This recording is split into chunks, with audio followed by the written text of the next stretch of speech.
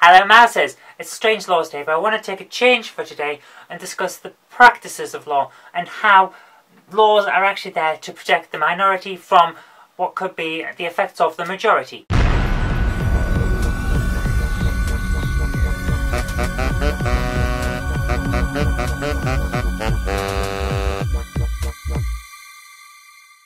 Now the reason that we're doing this is because in Scotland 64% of people who were polled have said that they oppose gay marriage, but gay marriage is becoming legal in Scotland and, according to David Cameron, will become legal in the whole of the UK by 2015. Now it's an interesting idea that there was a poll put out by members of the Scottish Parliament who wanted to see just how many people actually wanted gay marriage, and it turns out that only 30% of the people who responded actually wanted gay marriage. But, and here's the kicker, that was actually more people than actually turned out to say they wanted a referendum on independence. So you can't really take one poll as saying, oh, these people want this or these people don't want this, because it's such a small amount of people. Which is where the issue of government and laws comes into question.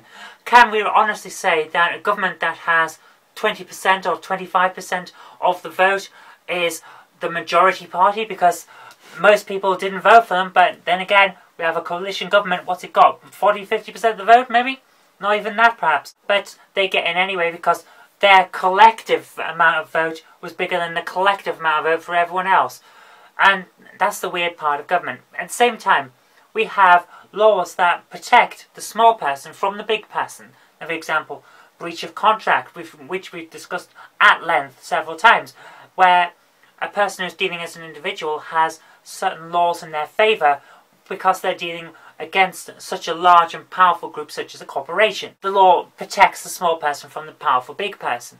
And that's how it should be, surely, because that's what laws are for. We achieve a nice equal society by making sure that people can't just band together to say we don't like that person over there, they don't have the same rights as us. So despite the fact that 64% of people turned out and said they didn't want equal marriage for gay people, Scotland has decided that actually we'll ignore that and we will give equal rights to gay people. So why did 64% of people say no to what is effectively equality? Well, it seems to have been, from what I've read anyway, a campaign organised by anti-gay marriage people to try and get the vote skewed in their favour, and it worked. Because if you look at the other polls that were taken, which were not an official one and just a general taking of measurements thing to see whether popular opinion was changing, suggests that most Scottish people actually favour gay marriage. Because as we all know, survey results depend on not only who you ask, but how you ask it. So there we are. But it always comes down to this thing. Should governments reflect what the majority require, or should governments reflect what morality requires? Because morality is always going to require equality, regardless of anything else. But popular opinion can always differ. You might find out the majority of Britons, according to the Daily Mail polls, oppose immigration and things like that, whereas actually a lot of people don't really care. I'm picking that off the top of my head, of course it might not be true, but it's an example. So you've always got to be careful of what the survey says and who was asked. Because in order to get the opinion of everyone in the country, you'd have to ask everyone in the country and make them respond. The majority of people can't be bothered. Unless they feel really, really passionate about something or they really like something, they're not all together likely to actually get up off their asses and do anything. Look at X Factor polls. Compare the amount of people who actually vote with the amount of people who watch it, and that is a really popular thing where lots of people vote.